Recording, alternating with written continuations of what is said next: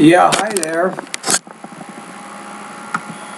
And these comments, I'm going to say Jaan KC. This is Michael. I am the founder, owner, and the materials writer for all of your lessons if you ever become one of my students at the 7-step system to pass the TOEFL IBT. And let's take a look at your question. So you say, I am facing problems in the listening comprehension, getting the right one. Sometimes I don't understand the slant. You want to say that they use while speaking. So when you say slant, I think you mean accent. Am I right? Now this is especially relevant because the TOEFL does have speakers coming from a number of different countries during those lectures. You might hear somebody from the United Kingdom or Britain. You could hear someone from Australia. You might hear someone from the United States, either from Boston or New York or California.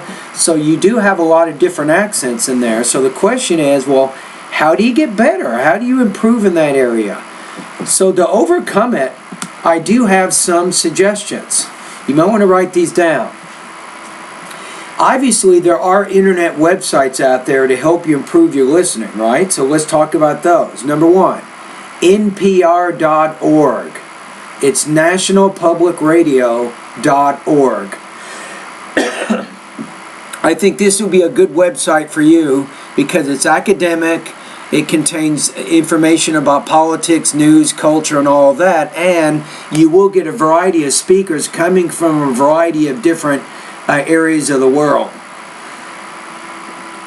So I think npr.org would be good. Now the next website, which will give you more practice with your listening comprehension, is Randall's Cyber Listening Lab. I also recommend this. I sometimes send some of my students over to his website. It's free, and it has a lot of good practice with academic listening, with conversational English, and all kinds of cool stuff. Now, I don't know what the exact website is, but here are the key words. Randall's Cyber Listening Lab. And Randall is R-A-N-D-A-L-L. Cyber is C-Y-B-E-R. And then listening, and then lab is L-A-B. So those two websites, the npr.org and Randall's Cyber Listening Lab, are good starters. You probably want to spend 2 or 3 hours every week for the next few months just going to those websites, and that will help you a lot. Now, I know that you have the TOEFL test next Saturday, and there's not a lot that I can tell you right now that will make a big difference in your score on Saturday because that's just not enough time. But if you take my suggestions and you do these over several months, that's when you start to see some results. Now, in addition to those websites, you want to make sure you take some time maybe each day to watch TV, but not just anything. Watch news programs, history programs, documentary programs, maybe science programs. I think that would be very useful for you. And as you're doing that, try to develop a system of note-taking. And try to jot down the most important point and then the most important supporting points to that idea. So you should engage in a regular routine of note-taking. Now the third thing you want to do is you want to take TOEFL level practice tests. So it's now time for you to practice.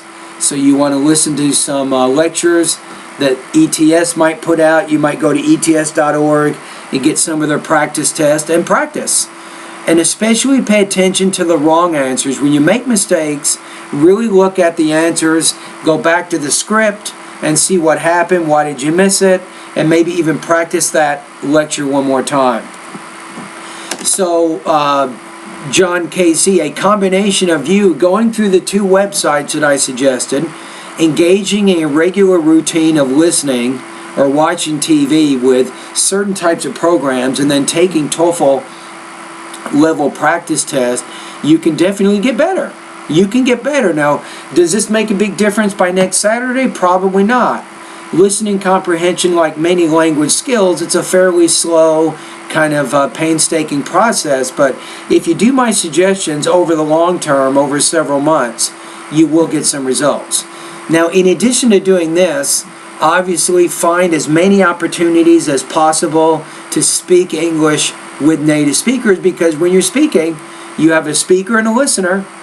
And hey, you can be a great listener to a lot of people, and people love listeners. In fact, being a good listener is probably more important than being a good speaker.